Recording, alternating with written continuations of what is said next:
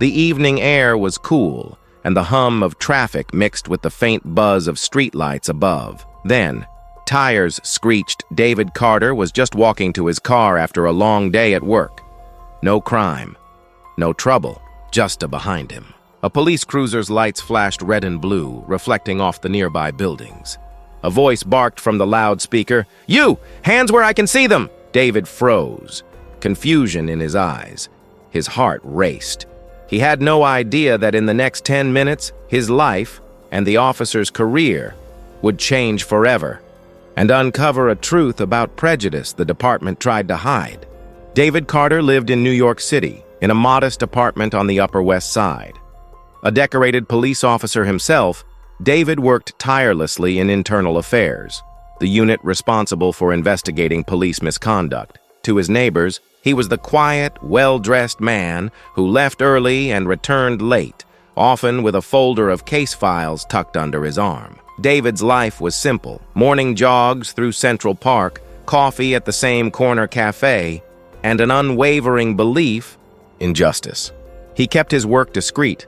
Most people didn't know he was a high-ranking officer in one of the most feared divisions of the NYPD. It was better that way, but prejudice has a way of finding you no matter who you are, and tonight, it would find David in the most unexpected way. In a busy downtown parking lot, Officer Rick Dalton, known for his aggressive stops, stepped out of his cruiser and pointed directly at David. "Step away from the vehicle, now!" Bystanders turned their heads, whispering. "What's going on?" someone murmured. Another pulled out their phone to record. David calmly asked, "Is there a problem, officer?" Rick's eyes narrowed. "We got reports of a suspicious black male in the area. Matches your description." Gasps rippled through the crowd. David felt the sting of humiliation, but kept his composure.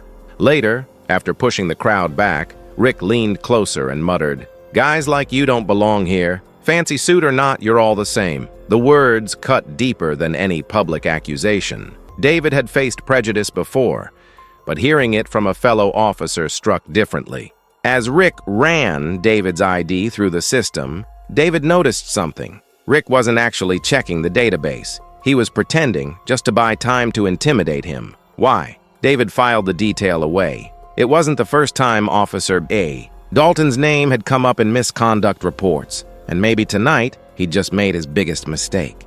A fellow officer, Sergeant Lopez, arrived on scene. She recognized David instantly. "Rick, stand down! This man—" But before she could finish, Rick interrupted. "I got this handled." David saw a flicker of support. Maybe Lopez would intervene. But then Rick pulled rank in front of her, threatening disciplinary action if she interfered.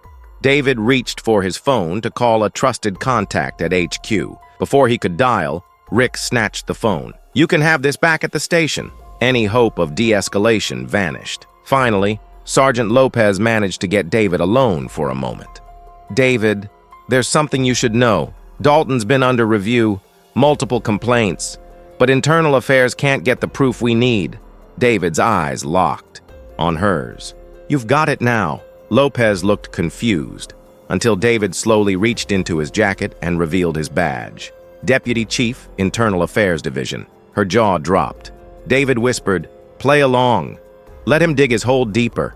Back at the station, Rick strutted in with David as if bringing in a trophy arrest. But when the captain walked into the room, David stood, placed his badge on the table, and said, "Captain, I believe Officer Dalton has some explaining to do." The room went silent. Rick's face drained of color. "Wait, you're IA?" David laid out the events of the night with Lopez backing him up, and several bystander videos already trending online. Within the hour, Rick was relieved of duty pending investigation. Weeks later, David walked the same downtown street, this time greeted with nods and respect from strangers who had seen the viral video. Dalton's dismissal sent shockwaves through the department, sparking mandatory bias training and a review of all his prior arrests. David reflected, prejudice isn't always loud. Sometimes it hides behind a badge, a suit, or a smile. But justice only needs the courage to speak up. Racism has no rank, no badge, no place, and the only way it ends is if we end it.